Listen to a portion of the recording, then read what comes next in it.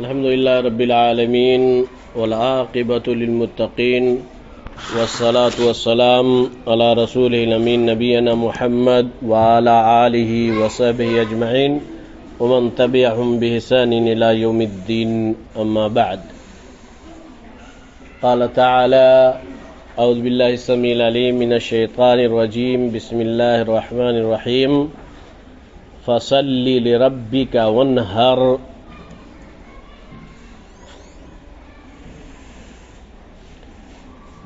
اللہ تعالیٰ کا شکر احسان ہے کہ اللہ تعالیٰ نے عالمی اسلام کو اور ہم تمام لوگوں کو یہ مبارک دن نصیب فرمایا جو کہ بہت ہی اہمیت کے حامل ہیں. بعدہ درود و سلام و آخری نبی جناب محمد رسول اللہ صلی اللہ علیہ وسلم پر جو ہمارے لیے ہادی و رہبر بنا کر کے بھیجے گئے اور جن کے واسطہ سے ہم تک اللہ تعالیٰ کا مقدس کلام قرآن مجید جیسی عظیم کتاب پہنچی جو پوری انسانیت کے لیے تمام لوگوں کے لیے دستور حیات ہے. آج ذو الحجہ کی 5 تاریخ ہے. اس اعتبار سے دیکھا جائے تو ہم لوگ آدھا دن یعنی آدھا حصہ جو ایام مبارکہ ہیں، مبارک جو دن ہے عشر ذی الحجہ، آدھے کو ہم لوگ گزار دیے ہیں. اب ان دنوں میں ہم لوگوں نے کتنا عمل کیا عمل صالح اس کا اندازہ اور ہم اور آپ اپنے عملوں سے کر سکتے ہیں کہ کیا کچھ ہم لوگوں نے کھویا اور پایا ہے. حقیقت ہے کہ یہ دن بہت ہی مبارک دن ہے. تمام دنوں میں پورے سال میں سب سے افضل دن ہے یہ، جیسا کہ حدیث رسول صلی اللہ علیہ وسلم میں مذکور ہے کہ افضل الایام، دنوں میں سب سے افضل دن عشر ذی الحجہ ہیں، ذی الحجہ کے 10 دن. ان 10 دنوں میں زیادہ سے زیادہ عمل صالح کی ضرورت ہے. اور عمل صالح کسے کہا جاتا ہے اس کے بارے میں معلوم ہے. کون سے عمل زیادہ سے زیادہ ہم اس میں کریں؟ پہلی چیز یہ ہے کہ حسب استطاعت زیادہ سے زیادہ ہم روزہ رکھیں، جیسا کہ اللہ کے رسول صلی اللہ علیہ وسلم روزہ رکھا کرتے تھے. تکبیر کو پڑھتے رہیں، اللہ اکبر لا الہ الا اللہ واللہ اکبر وللہ الحمد، اور اس طرح سے دوسرے کلمات سبحان اللہ الحمدللہ لا الہ الا اللہ واللہ اکبر. یہ جو 4 کلمات ہیں بہت ہی اہم ہیں اور ان کا وزن اسلام میں بہت ہی زیادہ ہے. اور ان 4 میں سے جس سے بھی چاہے آدمی شروع کر سکتا ہے. سبحان اللہ الحمدللہ لا الہ الا اللہ واللہ اکبر، یا اللہ اکبر الحمدللہ سبحان اللہ. کسی طرح سے کوئی بھی ہیر پھیر ہو، آگے پیچھے ہو، اس میں کوئی دقت اور پریشانی نہیں ہے. اس لیے زیادہ سے زیادہ چاہیے ہم اور آپ کو کہ اس جو ایام ابھی باقی ہیں دن، ان میں سے زیادہ سے زیادہ ان تکبیرات کو، اس کے علاوہ بھی جو تکبیرات ثابت ہیں حدیث نبوی صلی اللہ علیہ وسلم سے، اس کا اعادہ کریں، دہرائیں اور اس کو غنیمت سمجھیں. نیک عملوں کو زیادہ سے زیادہ کریں، جیسا کہ اللہ کے رسول صلی اللہ علیہ وسلم کی حدیث عبداللہ بن عباس رضی اللہ تعالیٰ عنہما کی روایت سے کہ اللہ تعالیٰ کو نیک اعمال، بہترین اعمال ان 10 دنوں میں جتنے محبوب ہیں کسی اور دنوں میں محبوب نہیں ہیں۔ اس طرح سے ان 10 دنوں میں جو اہم چیز ہے وہ اضحیہ بھی ہے، قربانی، جو کہ ابراہیم علیہ السلام کی سنت اور نبی پاک صلی اللہ علیہ وسلم کی سنت ہے، اور جس کی اسلام میں اہمیت ہے، اور اسی اہمیت کے پیش نظر شروع سے لے کر کے آج تک یعنی مسلمانان عالم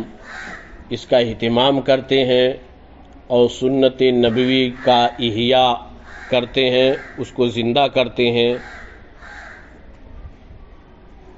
اور بہت سارے اعمال میں سے توبہ استغفار کہ انسان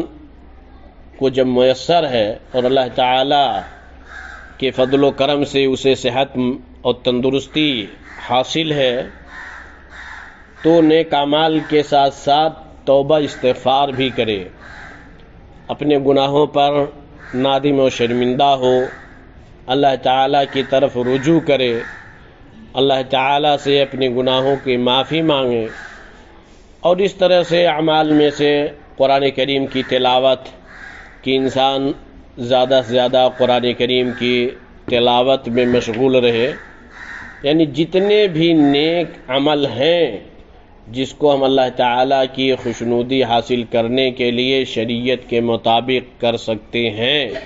ان تمام عملوں کو ہمیں اور آپ کو کرنے کی ضرورت ہے۔ یہ ساری چیزیں ان ایام میں بہت ہی اہم ہیں، جیسا کہ اللہ کے رسول صلی اللہ علیہ وسلم سے ثابت ہے۔ اور ان تمام چیزوں سے علاوہ ایک دن 9ویں ذی الحجہ کا مسئلہ ہے، یوم عرفہ، جس دن حجاج کرام میدان عرفات میں ہوتے ہیں، اس کے تعلق سے انسان اگر روزہ نہیں رکھ سکتا ہے پورے 9 دن میں تو کم از کم یوم عرفہ کے دن روزہ رکھے۔ یوم عرفہ 9ویں ذی الحجہ ہے اور اس کی فضیلت ہے، اللہ کے رسول صلی اللہ علیہ وسلم سے ثابت ہے کہ اللہ تعالیٰ اس ایک دن کے روزہ رکھنے سے انسان کے گناہ معاف فرما دیتا ہے۔ یوم عرفہ کیوں اس کا نام پڑا؟ واضح ہے، عرفہ کی وجہ سے کہ میدان عرفات جہاں پوری دنیا سے پہنچنے والے حجاج کرام 9ویں ذی الحجہ کو زوال سے لے کر کے غروب آفتاب تک اس میدان میں رہتے ہیں، اور جو حاجی اور جو جانے والا مکہ حج کے غرض سے پہنچا ہے، اگر سورج کے غائب ہونے تک اس میدان میں نہیں رہا تو اس کے لیے دقت ہے، یعنی وقوف عرفہ جو ہے پہنچا، پھر سورج کے غائب ہونے سے پہلے ہی میدان سے نکل گیا تو گویا کہ اس کے حج میں نقص کمی، اور اگر سرے سے گیا ہی نہیں اس میدان میں تو اس کا حج باطل ہوگا، وہ آئندہ دوسرے سال وہ حج کی نیت کرے، پھر دوسرے سال حج کرنے کو جائے، کیونکہ الحج عرفہ، حج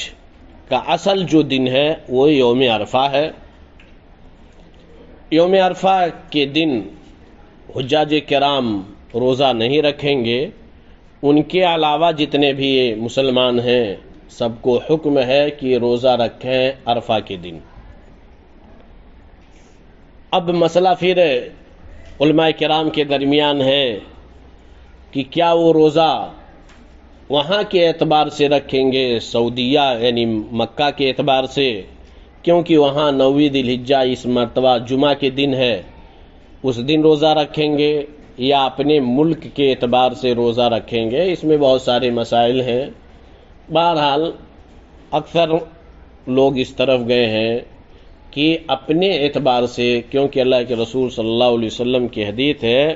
صوموا لرؤیتہ وافطروا لرؤیتہ، چاند کا اعتبار ہوگا، جس ملک میں جو تاریخ ہے اس تاریخ کی رعایت کرتے ہوئے. اس کے علاوہ سنن ابن ماجہ کی غالباً یا دوسری یعنی سنن کی روایت موجود ہے جس میں 9 ذی الحجہ کا لفظ موجود ہے کہ 9 ذی الحجہ کو روزہ رکھا جائے. اس لیے بلا یعنی کسی تردد کے 9 ذی الحجہ کو ہمیں اور آپ کو روزہ رکھنے کی ضرورت ہے. روزہ رکھیں چاہے جو بھی دن ہو. اب اس مسئلے میں یعنی بہت ہی عظیم دن ہے اور اللہ تبارک و تعالی سال بھر کے گناہوں کو معاف فرما دیتا ہے. یکفر السنۃ الماضیہ والباقیہ. اور اس کے بعد ایک مسئلہ اور ہے اس تعلق سے یوم عرفہ کہ جیسا کہ اس سال یا اس سے پہلے 2014 میں تقریباً یا غالب 15 میں اس طرح کا مسئلہ آیا کہ یوم عرفہ اپنے ملک کے اعتبار سے بر صغیر کے میں سنیچر کو ہے. اس مرتبہ یوم عرفہ یعنی 9 ذی الحجہ سنیچر کے دن ہے. مسئلہ یہاں بہت سارے لوگ کھڑا کرتے ہیں اور حدیثیں بھی موجود ہیں اس طرح سے. لوگوں کے نظریات، لوگوں کے ترجیحات اور اجتہادات بہت ہیں کہ سنیچر کے دن کوئی روزہ نہیں رکھا جائے گا، صرف واجب جو روزہ ہے رمضان کا وہی روزہ رکھا جائے گا، کیونکہ اللہ کے رسول صلی اللہ علیہ وسلم نے سنیچر کے دن خاص طور سے اور اسی طرح سے جمعہ کے دن روزہ رکھنے سے منع فرمایا ہے. صحیح ہے، بالکل اس میں کوئی دو رائے نہیں ہے. لیکن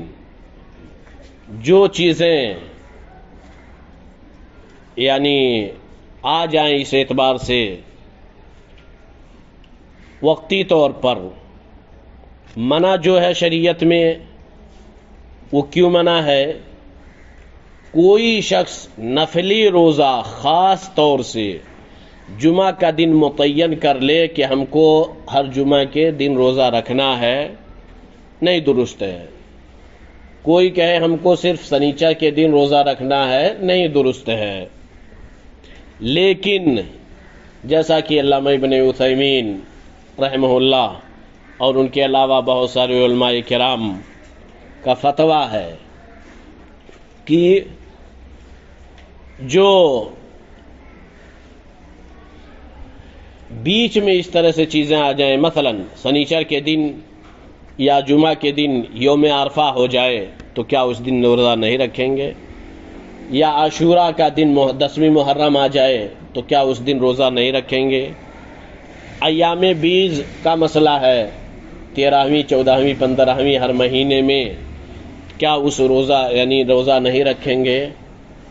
اسی طرح سے شوال کے جو 6 روزے رکھے جاتے ہیں وہ بیچ میں اگر جمعہ سنیچر آ جائے تو کیا روزہ نہیں رکھیں گے؟ اس طرح سے نظر کوئی مان رکھا ہے کہ ہم 10 روزہ رکھیں گے اور روزہ رکھنا شروع کیا بیچ میں جمعہ سنیچر آ جائے تو کیا روزہ نہیں رکھیں گے؟ بہت سارے مسئلے ہیں. لیکن زیادہ ادھر ادھر جانے کے بجائے یہی ہے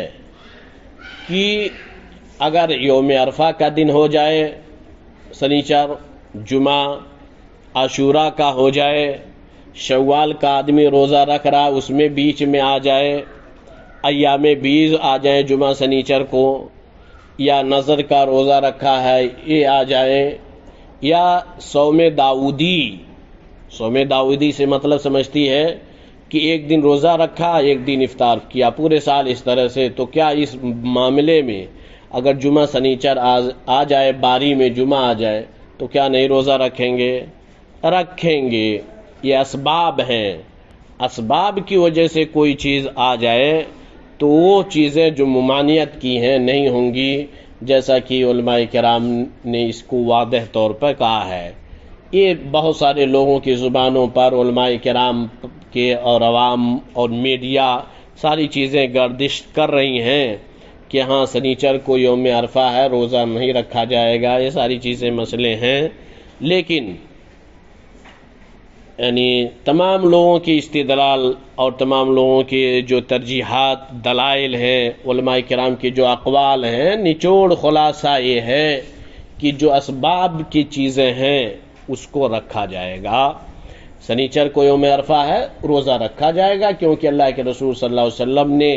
عرفہ کے دن روزہ رکھنے کا حکم دیا ہے، اور جو ممانعت ہے وہ صرف بلا کسی سبب کی، اگر کوئی کہے کہ ہم کو سنیچر کو رکھنا ہے تو نہیں درست ہے، لیکن بیچ میں آ جائے تو اس طرح سے، مثلا اس کی مثال یہ اس طرح سے کہ عصر کے بعد نماز درست نہیں ہے، عصر کے بعد کوئی نماز درست نہیں ہے، فجر نماز کے بعد جب تک کہ سورج غائب یعنی طلوع نہ ہو جائے کوئی نماز نہیں ہے، لیکن اس کے لیے سبب عصر کے بعد اگر جنازہ آ جائے تو نماز پڑھی جائے گی۔ عصر کے بعد اگر کوئی شخص مسجد میں داخل ہو رہا ہے اور وہاں اٹھے بیٹھنے کی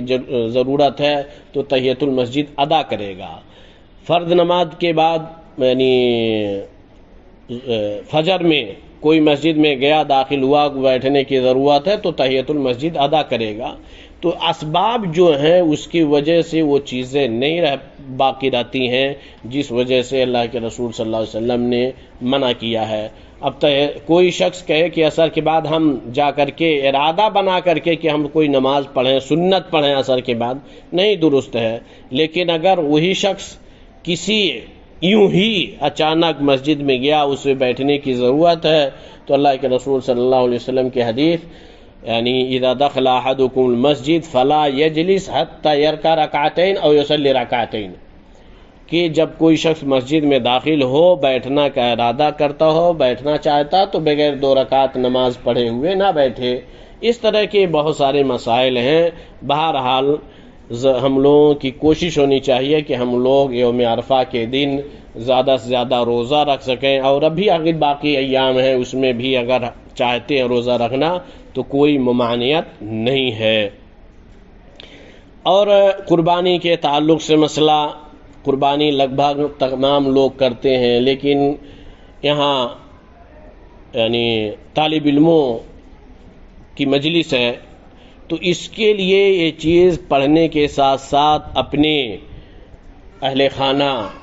اور اعزا و اقربا اور تمام لوگوں کو سمجھانے کی ضرورت ہے کہ قربانی سے اہم نماز ہے، قربانی سے اہم نماز ہے۔ اللہ کے رسول صلی اللہ علیہ وسلم قرآن کریم میں اللہ تعالیٰ نے فرمایا انا اعطیناک الکوثر فصل لربک وانحر، پہلے نماز اس کے بعد قربانی۔ نماز اگر سرے سے نہیں ہے تو اس کے اور اعمال قبول ہوں یا نہ ہوں، اللہ تعالیٰ خیر کرے۔ اس لیے نماز کا اہتمام ہونا چاہیے، پہلے نماز کی ادائیگی، پھر اس کے بعد قربانی۔ قربانی سنت ہے اور نماز واجب ہے، فرض عین ہے۔ فرض عین کا چھوڑنے والا گنہگار ہوگا، اور اگر سرے سے فرض عین کو چھوڑ رہا ہے، نماز کو ترک کر دے رہا ہے، تو وہ گویا کہ یعنی کفر کے دائرے میں داخل ہونے والا ہو رہا ہے، جیسا کہ اللہ کے رسول صلی اللہ علیہ وسلم کی حدیث ہے العہد الذی بیننا وبینہم الصلاۃ فمن ترکھا فقد کفر۔ اور اس طرح سے قرآن کریم کی آیتیں موجود ہیں کہ فَإِن تَابُوا وَأَقَامُوا الصَّلَاةَ وَآتُوا الزَّكَاةَ فَإِخْوَانُكُمْ فِي الدِّينِ۔ بہرحال نماز کی اہمیت ہے، نماز کی اہمیت کو اجاگر کرنا، اپنے اعزا و اقربا، اپنے گھر والوں، والدین، تمام لوگوں کو اس کی طرف ترغیب دلانا ضروری ہے۔ اور یہ شعور آدمی کوئی کرے، تصور کرے کہ ہم مسلمان ہیں اور نماز ہی نہ پڑھے، ایسا تصور کرنے والا احمق ہی ہوگا، اور وہ گویا کہ مجنون اور پاگل ہے کہ کہہ دے کہ ہم مسلمان ہیں اور نماز ہی نہ پڑھے۔ مسلمان ہو کر کے نماز نہ پڑھے اور کہے کہ ہم مسلمان ہیں، یہ پاگل انسان کا کام ہے۔ ایک صحیح العقل اور ایک سوجھ بوجھ رکھنے والا انسان ایسا نہیں کہہ سکتا ہے، کیونکہ اسلام میں کلمہ توحید کے بعد جو چیز اہم ہے وہ نماز ہے۔ نماز سے اہم کلمہ توحید ہے، اور اس کے بعد اور کوئی عمل نہیں ہے۔ تو عمل صالح میں سب سے اہم عمل نماز اور نماز اسلام کا دوسرا اہم بنیادی رکن ہے، اس کی ادائیگی ہر مسلمان پر سن 10 سال ہو جانے کے بعد واجب ہے۔ دیکھیں کہ ارکانی جو اسلام ہیں ان میں سے بہت سارے ارکان حج ہے، زکوٰۃ ہے، روزہ ہے، یہ ساری چیزیں کبھی کبھی معاف بھی ہو جاتی ہیں۔ زکوٰۃ اگر طاقت نہیں ہے نہیں واجب ہے، اور حج اگر نہیں ہے تو نہیں واجب ہے، اور اس طرح سے اور کوئی چیز مثلا روزہ ہے، اگر سفر کی حالت میں ہے تو معاف نہیں ہے، سفر کی حالت میں اگر ہے تو روزہ معاف ہے، بیمار ہے تو روزہ معاف ہے، لیکن نماز نہیں معاف ہے۔ اگر مرض الموت میں ہے، بستر مرگ پر بھی ہے، تب بھی نماز معاف نہیں ہے۔ اس طرح سے نماز کی اہمیت قرآن کریم اور حدیث رسول صلی اللہ علیہ وسلم میں مذکور ہے۔ ان چیزوں کو سمجھنے کی ضرورت ہے، اور یہ قرآن کریم کی آیت دیکھو کہ اللہ تعالیٰ نے پہلے نماز کا ذکر کیا، فَصَلِّ لِرَبِّكَ وَانْحَرْ، پہلے نماز اس کے بعد قربانی کا اہتمام، اضحیہ کا اہتمام بہت سارے لوگ، بہت اکثریت کرتی ہے، لیکن اس میں بھی تقویٰ ہونا چاہیے اور اخلاص اور نیک نیتی کے ساتھ ان چیزوں کو ہم ملحوظ رکھتے ہوئے قربانی کریں، اور اس سے پہلے نماز کی ادائیگی واجب ہے۔ انہی کچھ چیزوں کی طرف اشارہ ہے، اور ہماری کوشش ہونی چاہیے کہ ہم زیادہ سے زیادہ ان ایام میں عمل صالح کریں۔ اللہ تبارک و تعالی یہ جو ایام باقی ہیں مختصر، ان کے اندر ہمیں زیادہ سے زیادہ عبادت کرنے کی توفیق عطا فرما دے۔ الہ العالمین ہم تمام لوگوں میں جو کمیاں و کوتاہیاں ہیں انہیں دور کرنے کی توفیق دے، اور عالم اسلام کی تو حفاظت فرما۔ خصوصاً ایسے موقع پر ہمیں اور آپ کو ضرورت اس بات کی کہ ہم اور آپ صدق دل سے، سچے دل سے رات کی تاریکیوں میں اٹھ کر کے دعا کریں، تاکہ عالم اسلام کے اندر امن و شانتی پیدا ہو جائے، عالم اسلام میں مسلم ممالکوں میں شانتی رہے، جو قتل و خوریزی اور طرح طرح کے فتنے فساد ہو رہے ہیں ان تمام فتنے فساد ختم ہو جائیں۔ خصوصاً ان ایام میں جو حجاج عالم اسلام سے پوری دنیا سے لوگ وہاں مکۃ المکرمہ میں پہنچے ہوئے ہیں، ان کی حفاظت کے لیے، ان کی سلامتی کے لیے دعا ہونی چاہیے۔ اور اس طرح سے کیونکہ موحدین کے علاوہ سلف اہل حدیثوں کا جو طبقہ ہے ان کے علاوہ، سلفیت کے علاوہ جتنی بھی جماعتیں، تحریکیں ہیں اور جتنے بھی تنظیمیں ہیں، لابیاں ہیں دنیا میں، چاہے وہ اس کا تعلق اپنے آپ کو مسلم امہ سے کر رہے ہوں یا اہل سنت اور جماعت میں اپنے آپ کو شامل کر رہے ہوں، تمام لوگوں کی نظر بد اس وقت جو ہے سلفیت پر ہے، اور سلفیت کے جو حاملین ممالک ہیں، خصوصاً مملکہ العربیہ سعودیہ، جو کہ اس وقت پوری دنیا میں ایک واحد ملک ہے جو توحید پر، جس کی اساس اور بنیاد ہے، جس کا بس مشن کلمہ توحید، لا الہ الا اللہ محمد الرسول اللہ صلی اللہ علیہ وسلم کی تعلیم، کہ توحید کو عام کرنا پوری دنیا میں، اور اسی پر اس ملک کی اساس اور بنیاد ہے، اور اسی پر وہاں کے تمام دستور ہیں۔ وہاں کا جو دستور ہے وہ قرآن کریم ہے، جیسا کہ وہاں کے حکمرانوں نے اعلان کیا ہے۔ اب اس وقت ضرورت ہے کہ ان کے لیے، ان حکمرانوں کے لیے اور مملکہ کے لیے خصوصی دعا کی ضرورت ہے کہ اللہ تعالیٰ تمام دنیا کے اعداء اسلام جو ہیں ان کی سازشوں سے مملکہ کو اور حجاج کرام کو محفوظ رکھے، کیونکہ بہت ساری پلاننگیں لوگ کر رہے ہیں، اور مملکہ کو، توحید کو بدنام کرنے کے لیے کہ حج کے ایام میں طرح طرح کی حجاج کرام کو نقصان پہنچا کر کے اور حجاج کرام کے درمیان فتنہ فساد برپا کر کے کرنے کی کوششیں کر رہے ہیں، تاکہ ملک کو بدنام کیا جائے اور پورے عالم کو یہ دکھایا جائے کہ ہاں یہ سعودیہ اس لائق نہیں ہے کہ حجاج کرام کی وہ خدمت کر سکیں یا حرمین شریفین مکۃ المکرمہ اور مسجد نبوی کی حفاظت کر سکیں. یہ پلاننگیں ہیں لوگوں کی. تو ایسی صورت میں ہم اور آپ کو چاہیے کہ ہم توحید پرست ہیں اور موحدین کے لیے دعا کریں اور حجاج کرام کی حفاظت اور حکمرانوں کی حفاظت ان کی صحت یابی کے لیے، تاکہ وہ لوگ امن و شانتی کے ساتھ امن و شانتی کے ماحول میں بالکل پرامن طریقے سے جو اسلام کا اہم رکن عظیم حج ہے اس کی ادائیگی کر سکیں. اسی میں تمام لوگوں کے لیے بھلائی ہے. اللہ تعالی ہم تمام لوگوں کو حسن عمل کی توفیق عطا فرما. اقول قولی ھذا استغفر اللہ لی ولکم ولسائر المسلمین فاستغفروہ انہ هو الغفور الرحیم.